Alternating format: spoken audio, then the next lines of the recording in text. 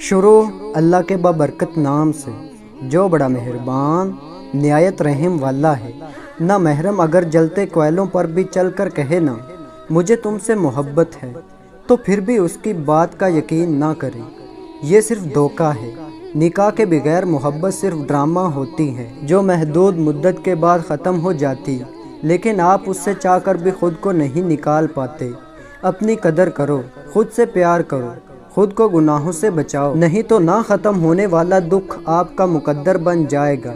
اچھی لڑکیاں چھپے دوست نہیں بناتی، کوئی بھی لڑکی بری نہیں ہوتی، بس اس سے کچھ ایسا ہو جاتا ہے جو برا ہوتا ہے۔ گناہ کو برا کہنا ہے، خود کو نہیں۔ اپنی صرف اصلاح کرنی ہے اور رب العالمین کے قریب ہو جانا ہے۔ سارے مرد ایک جیسے نہیں ہوتے، لیکن جس کو آپ خود مفت میں میسر آ جائیں وہ موقع ہاتھ سے جانے بھی نہیں دیتے۔